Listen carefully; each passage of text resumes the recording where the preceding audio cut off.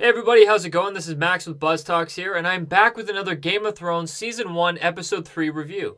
Now this episode is called Lord Snow, and it is very fitting because this episode is very much a Jon Snow episode.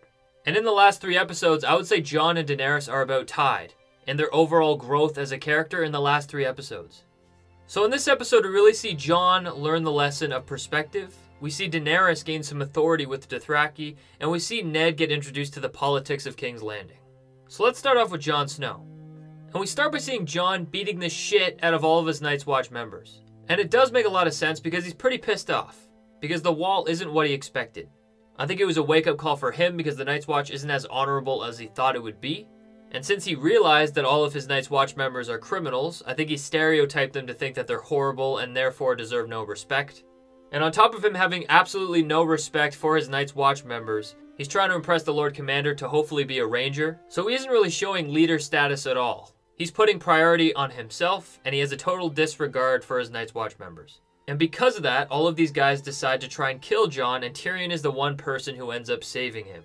And Tyrion, in turn, ends up telling Jon all of their stories. And he points out that all these Night's Watch members weren't lucky like Jon. And I think it's just the overall realization that these people aren't criminals because of their bad behavior or because they're bad people. They're criminals because they need to survive, because of the circumstances they were brought up in. And I think overall for Jon, this is the first lesson of perspective. It's the realization that Jon actually had it really easy. Even though his whole life Jon felt like he had it hard because he was a bastard. But now because of Tyrion, he realized the points of view of his Night's Watch members. And that will most definitely shape Jon going forward. But then Jon goes on top of the wall and he learns another lesson from Benjen. Benjen tells Jon that he's leaving, but Jon wants to go with him. Jon thinks that he's entitled to go with Benjen because he's the best fighter than anyone at the wall. But Benjen combats Jon quickly, saying that a man is what he earns, and he isn't better than anyone else here. And I think Benjen really humbled Jon. Jon was very arrogant. He thought that he was better than everyone else. And it's not just proving who he is as a fighter, it's proving who he is as a person. And those 2 lessons, one from Tyrion, one from Benjen, is why this episode is called Lord Snow. Because it effectively changed who Jon is going forward. And after these 2 lessons, we see Jon training with Pip, Gren, and other Night's Watch members. And he's actually being very critical, and he's helping them out where he can, and he's doing a good job. And that is overall why this episode is called Lord Snow. Because it introduces 2 crucial lessons from Tyrion and Benjen that shape Jon moving forward. And I think the title Lord Snow foreshadows what these lessons will do. In this episode, Jon is no lord, he's no king, he's just Ned Stark's bastard who's auditioning to be a Night's Watch member. But because of these lessons, we're going to see Jon become Lord Commander. We're going to see Jon become King of the North. So the title of this episode isn't what Jon is currently, it's what Jon is going to become. But at the wall, Tyrion also learns some lessons as well. When Tyrion is talking with Yoren, they plan on going to King's Landing together. And he gets to talk to Benjen Stark. And Tyrion has made it very known that he doesn't believe White Walkers, or anything magical for that matter that lies beyond the wall. And he gets it reiterated again and again the existence of these beings. He even talked to Jeor and Maester Aemon, and they tell Tyrion that he must tell Cersei that they need more help, they need more men at the wall because of the White Walkers. And we will see in later episodes how this affects Tyrion, but because he has heard about the White Walkers from all of these men, and these are men that he trusts, he no longer dismisses the existence of White Walkers. He simply chalks it up as something he doesn't know, and he hopes that they don't exist. But after that giant wake-up call, Tyrion pisses off the wall and says goodbye to Jon, and these 2 characters won't come back together for another 6 seasons. And in these 6 seasons, these characters change a lot. But moving on to Daenerys, we see her get very confident in her new position. Every episode seems like a new stepping stone that she ends up reaching. And in this scene, she gains the confidence to order her Dothraki to stop. And that's because she's in a pretty good position. She's gained somewhat control of Khal Drogo, and she may potentially be falling in love with him. So it's almost like she's at war with her former self and the new person that she's becoming. Because the Dothraki are really becoming her new family, whereas Viserys is kind of tagging along. And in this situation, Viserys gets pissed, because he feels entitled and he feels like he's the king. But the Dothraki stop Viserys, and it really proves that he has no power here. And it's starting to show us that Daenerys has the upper hand over her brother. And she ends up showing that power by telling them that she wants them to spare Viserys. And I believe that her brother's the one thing that's really connecting her to the way that she used to be. The very abused, quiet person. Whereas now we're starting to see her become more confident. And I believe that moment Viserys dies is going to be the moment where she becomes the leader she has to be. And after this incident, Daenerys keeps trying to brush up on her Dothraki. so she can really fit in. And we learn that she's actually pregnant. And because of this, Jorah actually rides to Quohall, which really hints at his betrayal to Daenerys. He's actually sending these secrets to Varys in King's Landing. But then we get to Bran, and Bran is sitting with Old Nan as she's telling him stories. And Bran makes it known that he wants to hear scary stories, so Old Nan tells him about the Long Night. Thousands of years ago, there came a night that lasted a generation. Kings froze to death in their castles, same as the shepherds in their huts. And women smothered their babies rather than see them starve, and wept, and felt the tears freeze on their cheeks. So is this the sort of story that you like? And I think a lot of this can be brought into Season 8. I don't think the characters are going to be pushed to that level of desperation, but I think Season 8 will be a form of survival.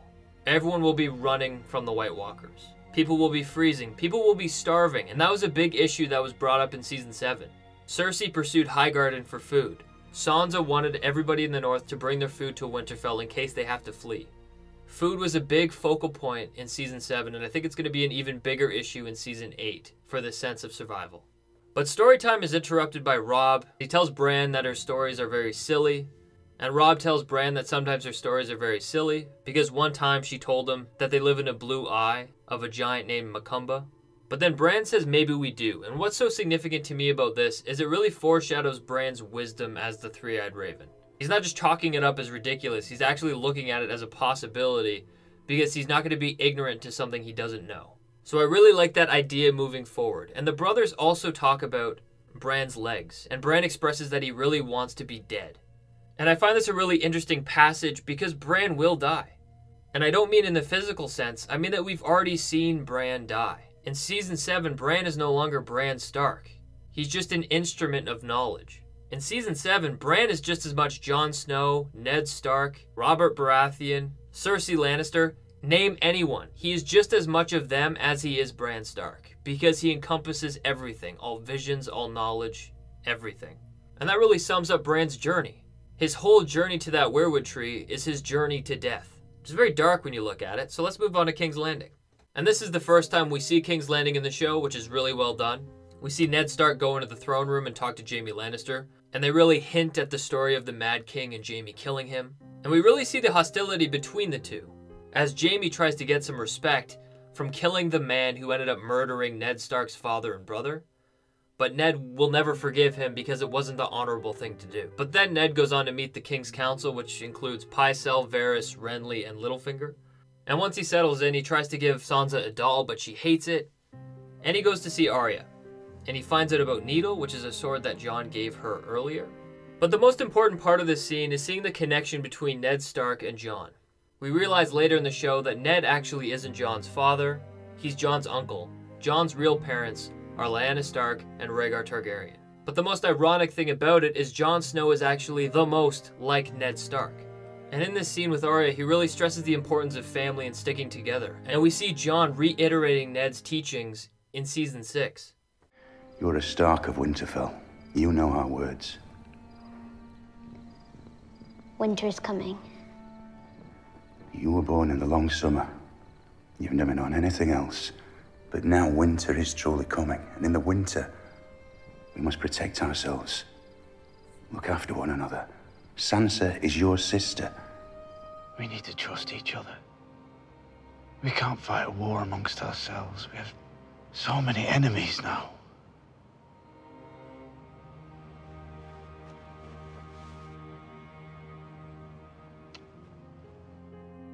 And we see this connection again when Catelyn arrives in King's Landing and goes sees Littlefinger, and they discover that a dagger belongs to Tyrion Lannister. It's just his strategy of pitting the Starks against the Lannisters. But then Ned ends up following Peter Baelish to go see his wife, and this ends up happening.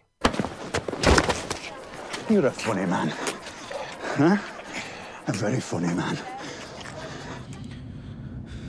I love Sansa, as I loved her mother.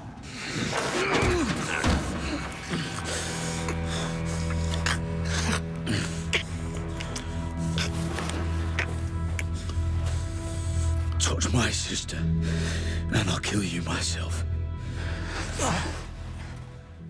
And we see these many times in the show trying to draw parallels between Ned Stark and Jon Snow. And I personally really appreciate it, and I like that we're seeing hints at it so early in the show. But then after that, Ned goes and says bye to his wife, Catelyn Stark, and then he goes to watch Arya get trained in sword fighting by Syrio Forel. And honestly, this is one of my favorite scenes in the show, and it was done so well. We see them fighting, and then the banging of the swords turns to clashes of metal. And then we start to see Ned get really worried, and he watches his daughter get stabbed and defeated by Syrio Forel at the end of the episode.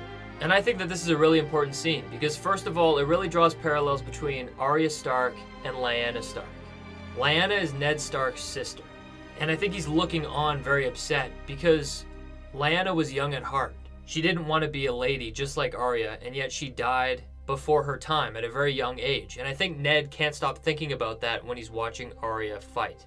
On top of that, I think this is the perfect foreshadow to what's going to happen with Arya. I've always thought that Arya Stark was going to die in the series. And I think that this is a great foreshadow of it. And we've seen other hints going forward in the show. In Season 3, we see Melisandre talk to Arya. She tells her that she sees blue eyes, green eyes, and brown eyes, and these eyes will shut forever. So for me, it's not a question of if Arya will die or not, it's a question as to how she will die. And if you really want to dig deep and put on the tinfoil hat, you could say that it could go a lot like this scene, by Ned Stark looking on in the background and Arya is defeated and killed. But I think this time it won't be Ned Stark watching her, it will be Jon Snow. The connection between Jon Snow and Arya has been pushed throughout the whole series. The one sword, Needle, that Jon gave Arya shaped her whole story arc. And as I talked about earlier about Jon really becoming Ned Stark, to the point where I think he's truly embodying Ned. Currently he's king and he supports Ned's values and he does everything that he thinks his father Ned Stark would do. And that's why I think it could be argued that we would see a scene like this, with Arya fighting somebody and gets killed at a young age as a faceless person, and Jon is on looking, watching. But that is it, everybody, for my review for this episode. Please leave a like down below and give me a comment on if you agree with my opinions. I have a couple videos coming down the line that I'm very excited for. But until next time, I'll see you guys later.